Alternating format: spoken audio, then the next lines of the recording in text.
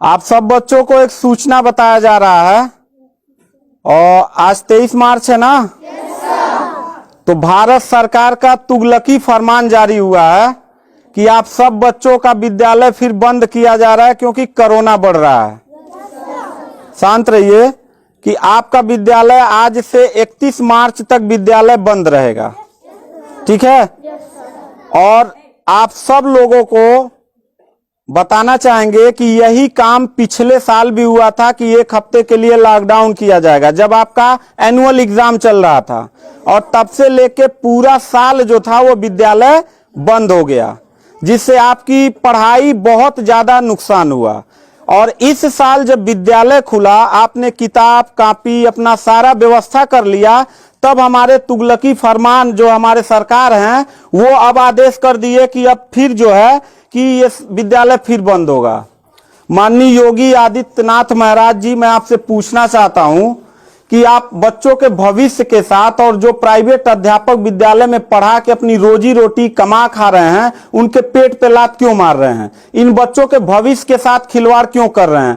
ठीक है, कोरोना अगर बढ़ रहा है, विद्यालय बंद था, पूरे साल में किसी एक अध्यापक ने, किसी एक प्रबंधक ने कभी भी विद्यालय खोलने के लिए कोई धरना प्रदर्शन नहीं किया और हम लोगों ने पूरा सपोर्ट किया। लेकिन बीच में अगर कोरोना फैल रहा है तो मैं आपसे पूछना चाहूंगा कि जब गोरखपुर महोत्सव आप करा रहे थे तब कोरोना फैल नहीं रहा था। जब आप आके यहाँ पे इलाहाबाद के प्रयागराज में कुंभ का मेला लगवा रहे थे तब कोरोना नहीं फैल रहा था, जहां पे करोड़ों लोग स्नान करने गए। और अभी हरिद्वार में महाकुंभ का आयोजन आप करवा रहे हैं तब कोरोना नहीं फैल रहा है। बिहार में चुनाव हो रहा है तब कोरोना नहीं फैल रहा है। और विद्यालय जो बच्चों का सबसे देश की रीढ़ की हड्डी होते हैं, जिनकी बुनियादी शिक्षा, प्रारंभिक शिक्षा आप बिल्कुल बर्बाद कर दिए हैं पिछले 2 साल से, और अब जाके फिर लॉकडाउन आप लगा रहे हैं। तो आपसे पूछना चाहेंगे कि बच्चों के भविष्य के साथ आप मैच क्यों खेल रहे हैं? ये जितने भी बच्चे हैं, अगर 1 मार्च आप 1 अप्रैल बोले हैं, 1 अप्रैल तक अगर विद्यालय नहीं खुला तो इन सारे बच्चों को लेके मैं रोड पे बैठ जाऊंगा। ये मैं आपको खुला चैलेंज कर रहा हूं, क्योंकि बात सिर्फ मेरे तक का नहीं है, इन सारे बच्चों का भविष्य है। और इन सारे बच्चों का भविष्य आप लोग अंधकार में डाल रहे हैं। आप लोग खुद नहीं चाहते हैं कि देश का बच्चा पढ़े, पढ़ के कुछ लायक बने। आप लोग अपना, जब रैली निकालना रहेगा, चुनाव रहेगा, तो कोरोना आपके पास नहीं रहता है। और जब आपको लगेगा कि आपके विपक्ष में लोग खड़े हो रहे हैं तो आप कोरोना का ड्रामा करा के विद्यालय को सबसे पहले आप बर्बाद कर रहे हैं। आप बताइए, विद्यालय में, आप गोरखपुर जिले में 193 लोगों ने अपने विद्यालय की मान्यता निरस्त करा लिया। जानते हैं क्यों? महंत योगी आदित्यनाथ जी, क्योंकि वो लीज पे चलाते थे और उनका भाड़ा हुआ करता था 40,000 45,000 रुपया मंथली हुआ करता था।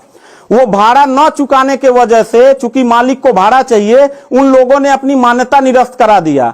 और सरकारी जो स्कूल है उनकी हालत तो पहले से मतलब खस्ता हो चुकी है। तो ऐसे कंडीशन में गार्जियन करे तो क्या करे, और हम अध्यापक करे तो क्या करें? ये जितने भी 16-17 स्टाफ हैं, इन सब लोगों की रोजी रोटी चलती है इन बच्चों के और इस विद्यालय के संस्था से। आप लोग हमारे पेट पे प्रहार कर रहे हैं, हम लोगों के व्यवसाय से प्रहार कर रहे हैं। अगर आपको लग रहा है कोरोना है, ठीक है, विद्यालय बंद कर दीजिए, तो आप ये भी अपनी नियत को साफ करिए कि कुंभ का जो मेला, महाकुंभ का लगवाने वाले हैं, उसको भी कैंसिल कर दीजिए। और जो गोरखपुर महोत्सव और गोरखनाथ का मेला लगवा के आप ड्रामा करवा रहे हैं, वो भी बंद करवाइए। यानी आप खुद नियम का पहले फॉलो करिए, हम लोग नियम को फॉलो करने के लिए तैयार हैं। अगर लास्ट में जाते जाते यही कहेंगे, इन बच्चों को, चेहरों को देखिए, इनके माता पिता ने सारे बच्चों का, किनका मोबाइल बज रहा है, साइलेंट कर लीजिएगा सर। इन सब बच्चों के माता पिता ने, बच्चों कितने लोगों ने आप किताब कॉपी अपना सारा कंप्लीट कर लिए हो? पता है, एक एक बच्चों की किताब कॉपी 2-2 हजार रुपए की आती है। आप फिर लॉकडाउन लगा दिए, इनकी पूरी पढ़ाई बर्बाद हो गई। अब यानी आपने 1 हफ्ते का लगाया है, आपकी नीयत पे तो मुझे 100% विश्वास है ही नहीं है कि आप करोगे क्या। आप पूरे साल पढ़ाई बर्बाद करोगे। हाथ नीचे करिए। अब ये बच्चे करेंगे क्या? किताब लेकिन इनके गार्जियन करेंगे क्या? हम लोगों ने पूरा कोऑपरेट किया सरकार को। जितना दिन लॉकडाउन लगा था उतना दिन का मैंने पूरे सभी विद्यालय के लोगों ने शुल्क माफ कर दिया, क्योंकि गार्जियन के ऊपर कोई लोड न पड़े। हम लोगों ने टीचरों को पेमेंट नहीं किया, क्योंकि हम लोगों ने जब फीस नहीं लिया तो पेमेंट कहां से करें। हम लोगों ने पूरा सरकार का साथ दिया, जितना हो सकता था सब लोगों ने साथ दिया। लेकिन अब इतनी कंडीशन होने के बाद, विद्यालय खुलने के बाद आप लोग विद्यालय बंद कर रहे हैं, ये बहुत ही गलत कर रहे हैं। और आपका पॉलिटिकल जो फंडामेंटल जिस पे आप चल रहे हैं कि जिन नियतों पे आपका बर्बाद होने वाला है, मैं लिख के आपको दे दूंगा कि अगर फिर से 1 अप्रैल के बाद, ठीक है, अगर 1 हफ्ते के रोकने के बाद कोरोना भाग जाता तो मतलब 1 हफ्ता आप बंद कर लीजिए, बिल्कुल हम लोग 1 हफ्ता नहीं पढ़ाई कराएंगे।